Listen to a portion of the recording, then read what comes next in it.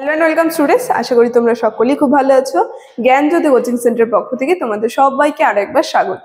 তো আমি মীরা ম্যাম, আমি আজ তোমরা যারা যারা এনবিইউ ইউনিভার্সিটি আন্ডারে পড়ছো, তোমাদের ফার্স্ট সেমিস্টার মেজর 1 যে বেঙ্গলি পেপার রয়েছে, সেখান থেকে আজ যে বিষয়টি নিয়ে আমি আলোচনা করব সেটা হচ্ছে চর্যাপদ পুঁথির পরিচয়। এই চর্যাপদ পুঁথি সম্পর্কে কিন্তু আজকের ক্লাসে আমি তোমাদের সঙ্গে আলোচনা করব, ঠিক আছে?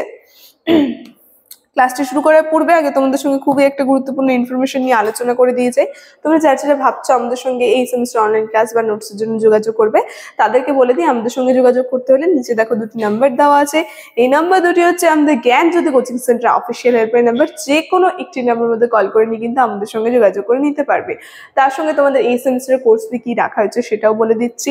তোমরা যারা যা বিভিন্ন সেমিস্টারে পড়ছো, মেজর সেমিস্টারের কোর্স ফি রাখা হয়েছে মেজর স্টুডেন্টের জন্য আছে 1199, আর মাইনর স্টুডেন্টদের জন্য রয়েছে 699। এই কিন্তু তোমাদের কোর্স ফি রাখা হয়েছে। আর আমাদের কোর্সে যদি তোমরা অ্যাডমিশনের কি কি সুবিধা তোমরা পাচ্ছ সেটাও বলে দিচ্ছি। এখানে তোমরা পেয়ে যাচ্ছ লাইভ ক্লাসেস, তার সঙ্গে পাচ্ছ রেকর্ডেড ক্লাসেস, হাই কোয়ালিটির নোটস, তার সঙ্গে পাচ্ছ 100% কমন সাজেশন। এতগুলো সুবিধা কিন্তু তোমরা একসাথে পাচ্ছ, ঠিক আছে? তো এই ইনফরমেশনই তোমাদের দেওয়া ছিল। আমি এখন ক্লাসের আলোচনায় চলে যাচ্ছি। প্রথমে বলেছি আজকে আমি যে বিষয়টি নিয়ে আলোচনা করব সেটা হচ্ছে চর্যাপদ পুঁথির আবিষ্কার বা চর্যাপদ পুঁথির একটা সংক্ষিপ্ত পরিচয় নিয়ে তোমাদের সঙ্গে আলোচনা করবো, এবং চর্যাপদ পুঁথি কি সেই সম্পর্কে কিন্তু তোমাদের বলে বুঝিয়ে দেবো, ঠিক আছে? দেখো, চর্যাপদ পুঁথির আবিষ্কার কি বলছে। হরপ্রসাদ শাস্ত্রী 1907 খ্রিস্টাব্দে নেপালের রাজদরবার থেকে একটি পুঁথি আবিষ্কার করেন। সেটি 1916 খ্রিস্টাব্দে বঙ্গীয় সাহিত্য পরিষদ থেকে প্রকাশিত হয়। তো আমরা দেখতে পারলাম চর্যাপদ পুঁথি কোথা থেকে শুরু হচ্ছে, এর আবিষ্কার কে করছে। নাম চলে আসলো সবার প্রথমে হরপ্রসাদ শাস্ত্রী। তিনি কি করলেন, 1907 খ্রিস্টাব্দে নেপালের যে রাজদরবার আছে সেই নেপালের রাজদরবারের থেকে একটি পুঁথি আবিষ্কার করেন। আর এটি বঙ্গীয় সাহিত্য পরিষদ থেকে কত সাল বলছে, 1916 খ্রিস্টাব্দে কিন্তু প্রকাশিত হয়েছিল এই চর্যাপদ পুঁথিটি। তাহলে আমরা বুঝতে পারলাম এটা কোথা থেকে আবিষ্কার হলো, কি আবিষ্কার করলেন এবং কোথা থেকে প্রকাশিত হলো।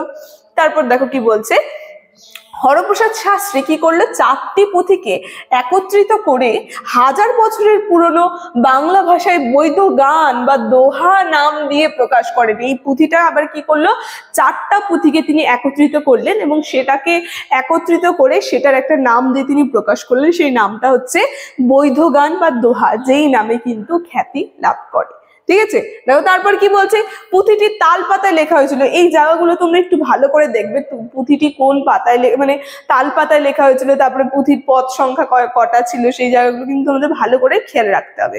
দেখো আমরা দেখবো এই যে চর্যাপদ পুঁথি যে রয়েছে, এটা যে আবিষ্কার করলেন, এই পুঁথিটি তাল পাতার মধ্যে লেখা ছিল। যেখানে আমরা দেখবো যে 50টি পদের মধ্যে কিছুটা আবার নষ্ট হয়ে গেছে। টোটাল পদ ছিল 50টা, চর্যাপদের পুঁথির যে পদ রয়েছে সেটা টোটাল পদ 50টা, সেখান থেকে আবার কিছু কিছু আমরা দেখবো পদগুলো নষ্ট হয়ে গেছে। 46.5টি পদ উদ্ধার করা গেছে। পৃষ্ঠা সংখ্যা ছিল 69। এই যে চর্যাপদ পুঁথির পৃষ্ঠা সংখ্যা টোটাল কটা, পৃষ্ঠা সংখ্যা টোটাল ছিল কিন্তু 69টা। তারপর দেখো কি বলছে, কিন্তু মাঝখান থেকে কিছু পৃষ্ঠা আবার নেই। আমরা দেখবো মাঝখান থেকে আবার কিছু পৃষ্ঠা কিন্তু খুঁজে পাওয়া যায়নি। তাই বলছে যথা 35, 36, 37, 38, 66 এই কটা পাতা দেখবো আমরা খুঁজে পাওয়া যায়নি ঠিক মতো। তারপর কি বলছে, পুঁথিটি লাল কালিতে নাগরী হরফে কিন্তু লেখা ছিল। যদি জিজ্ঞেস করা চর্যাপদ পুঁথি এটা কোন হরফে লেখা ছিল, তোমাদের শর্ট কোশ্চেনের মধ্যে কিন্তু এসে থাকে, সেটা কিন্তু নাগরী হরফে লেখা ছিল, তার সঙ্গে লাল কালিতে কিন্তু লেখা ছিল এই চর্যাপদ পুঁথিটি। তারপর দেখো কি বলছে, পুঁথির শুরুতেই আমরা দেখবো বাঁ দিকের ওপরে একটি বর্ষ লেখা আছে। আর যে পুঁথিটি যে উদ্ধার করলো চর্যাপদ পুঁথির মধ্যে শুরুতেই বাঁ দিকে আমরা দেখবো একটা বর্ষ লেখা থাকে। এবং কি বলছে, যথাসম্ভবত 741 ভাগ জমবাদ পুঁথির 2 দিকেই লেখা থাকে। আমরা দেখো পুঁথিটির 2 দিকে আমরা কিন্তু পেয়ে যাব এই যে সংখ্যাটা, বা এই যে সম্ভবত 741 ভাগ জমবাদ, এটা কিন্তু লেখা থাকবে।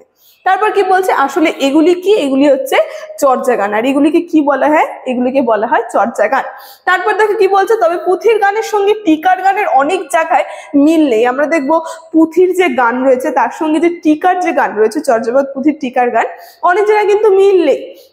সেজন্য ডক্টর নির্মল দাস লিখেছেন কি, সম্ভবত গোড়ার দিকে গানের পুঁথি আর টিকার পুঁথি আলাদা আলাদা প্রচলিত ছিল, মানে চর্যাপদ পুঁথি গানের যে পুঁথিটা ছিল, তারপরে টিকার যে পুঁথি ছিল সেগুলো কিন্তু আলাদা আলাদা ছিল। কিন্তু পরবর্তীকালে আমরা দেখব সেগুলি হচ্ছে শিক্ষা কেন্দ্রগুলিতে ব্যবহারের সুবিধার জন্য একটি পুঁথির আধারে গান বা তাদের টিকা সংযুক্ত করে সংকলন রীতি চালু হয়। মানে আমরা দেখব প্রথমে যখন আমরা এটা পেয়েছি টিকা, তার সঙ্গে গানের সংকলনগুলো যে ছিল চর্যাপদ পুঁথি পুরোই ভিন্ন কিন্তু ছিল, কিন্তু পরবর্তীকালে সেটা পাঠের সুবিধার জন্য, শিক্ষা কেন্দ্রগুলির সুবিধার জন্য সেই দুটিকে কিন্তু একত্রে মিলেমিশিয়ে দেওয়া হয়েছিল। তাই কিন্তু এখানে ডক্টর নির্মল দাস কিন্তু বলে গিয়েছেন। ঠিক আছে, তো এই ছিল আজকে চর্যাপদ পুঁথি সম্পর্কে আমার ক্লাস। খুবই একটা ছোট্ট ক্লাস নিয়ে কিন্তু আজকের আমার আলোচনার বিষয় ছিল।